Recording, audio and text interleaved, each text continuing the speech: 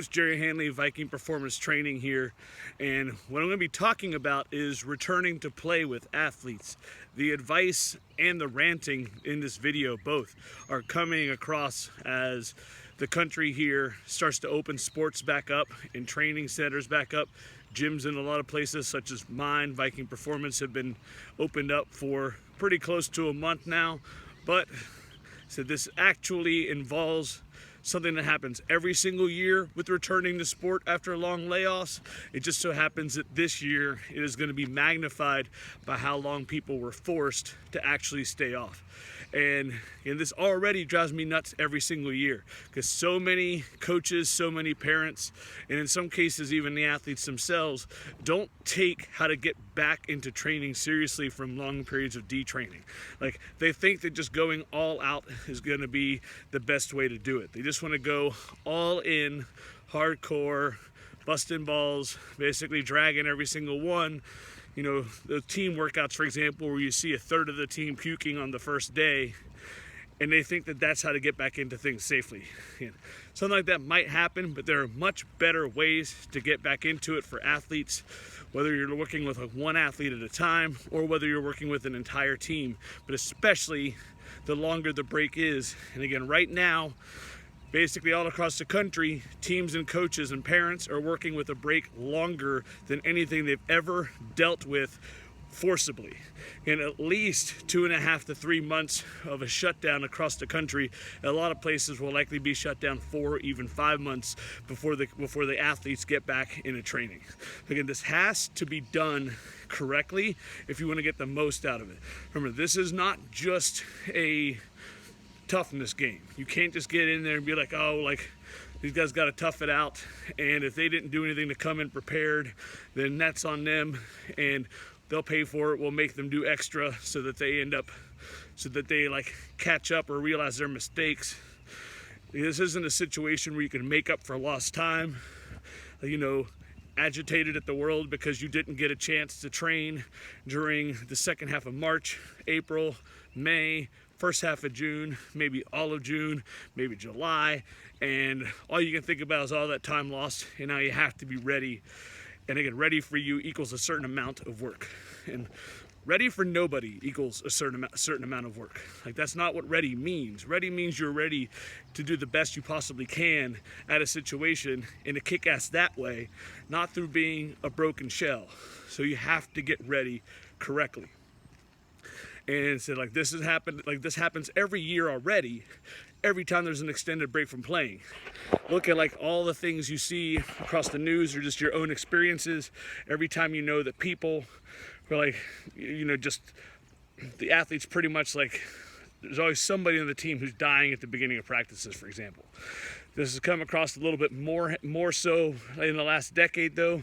You know, there's almost always one or two like unfortunate stories in the news about players dying in conditioning, or like entire groups of people suddenly going to the emergency room after conditioning with a condition called rhabdo or rhabdomyolysis, which is in essence a toxic. It is literally your body poisoning you all of a sudden. It is a toxic condition caused from having too much breakdown of the muscles too fast from overexertion. And again, these things always, when they happen at the beginning of training cycles, it seems. Coaches get too excited. They want to be the new tough person, the new tough guy on block again. They want to like make a statement in their mind.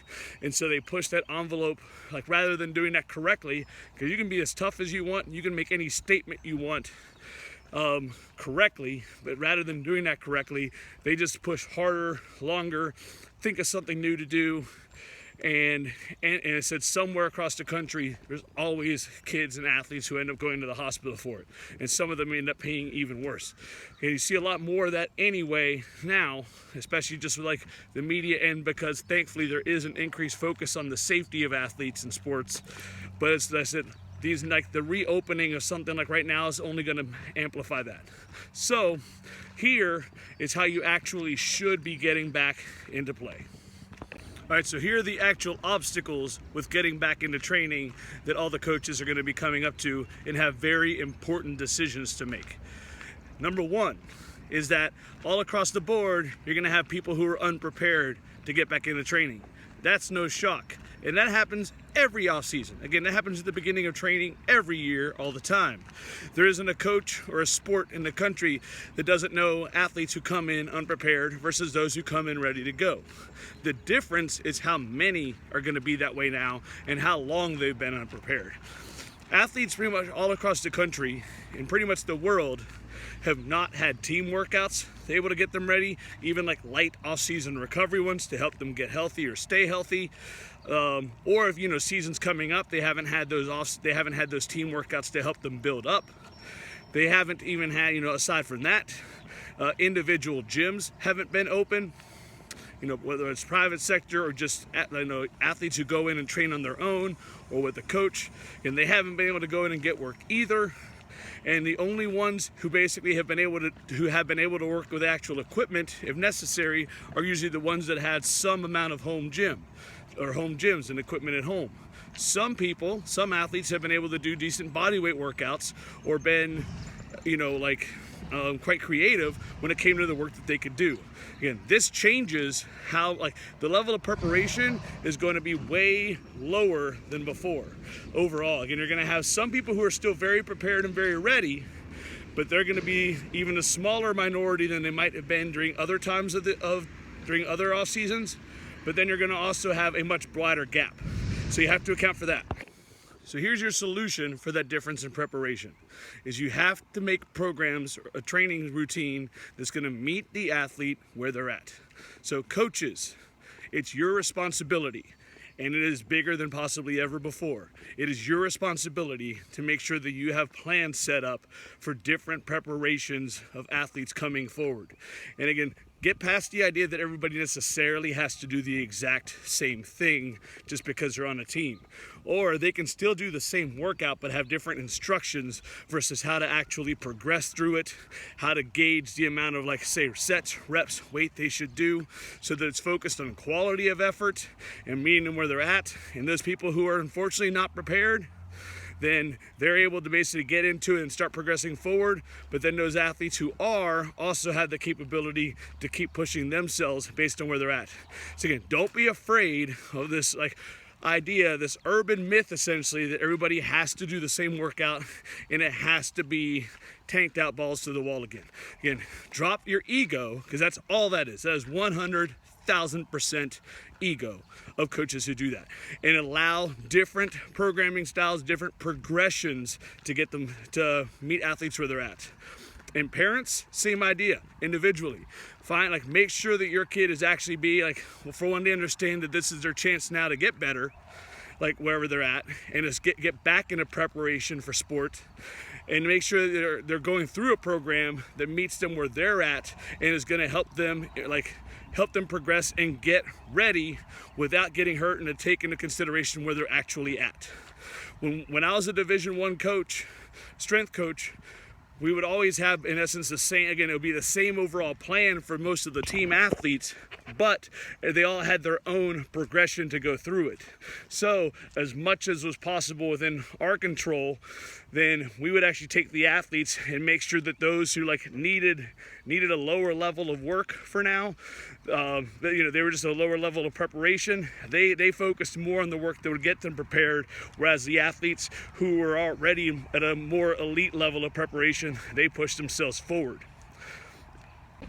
At Viking Performance, most of the athletes who come back have been going through what we call reacclimation workouts, which is different combination workouts, getting them back into training, again, in a way that they can get back to feeling athletic and ready to train intensely as soon as possible. And there'll be more on that coming up.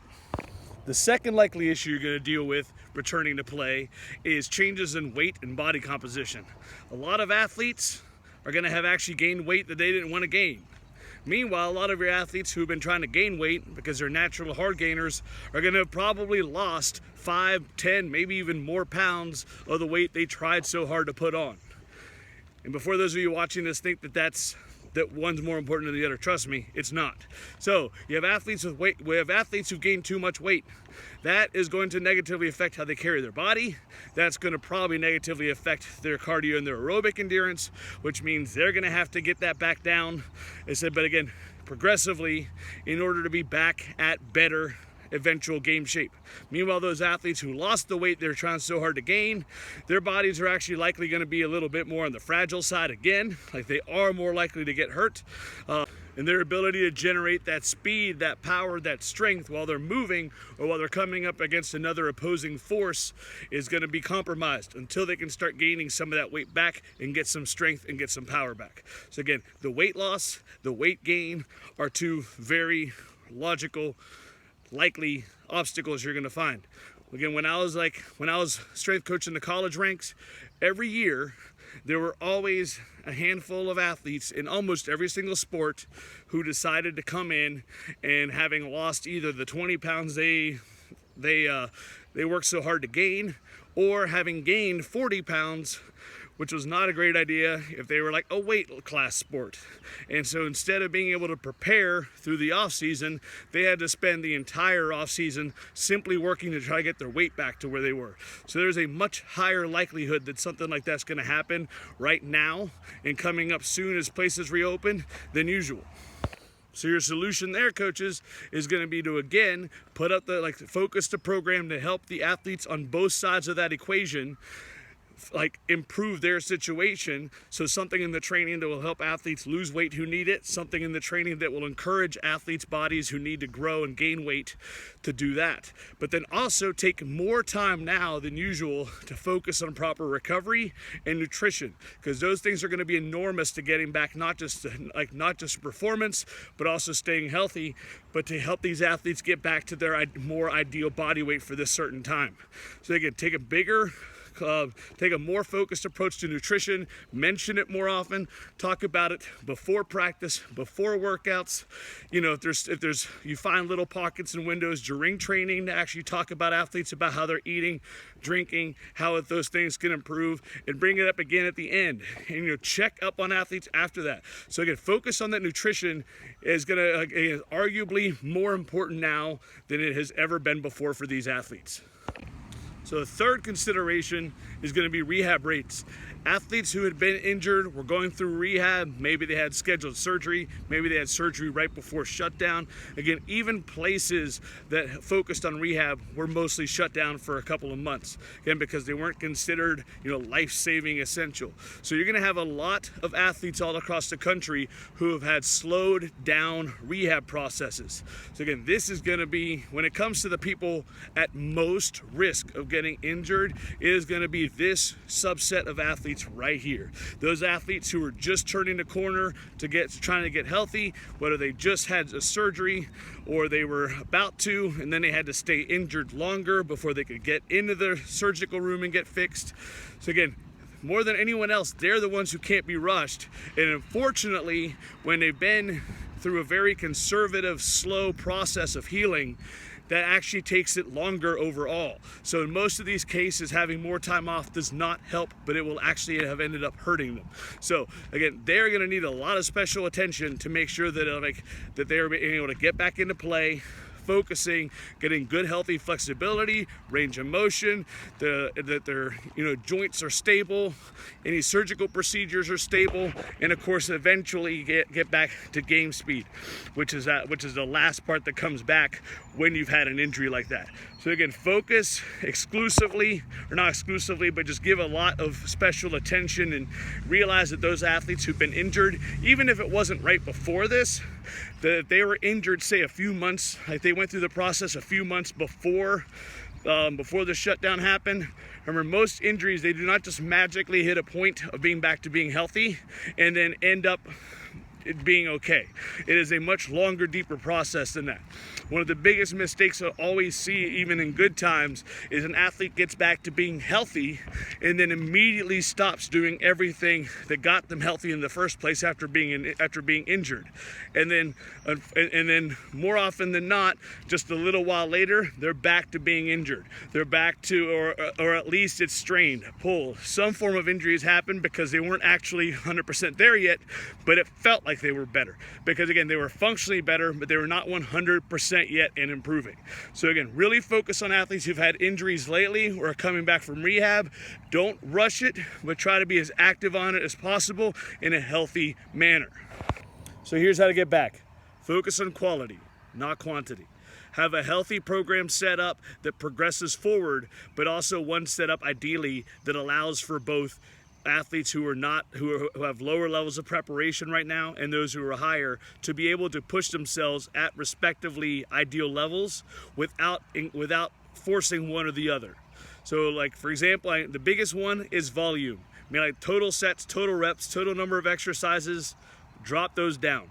Do not take a high volume approach. A lot of people tend to think like lighter weight, higher reps. Again, I'm not saying go heavy in weight, but I am saying don't go into that super high rep, super high set range right now, doing exercises just for the sake of getting like a good workout and getting the athletes tired. Those types of workouts are made to get athletes tired and to specifically break their bodies down more.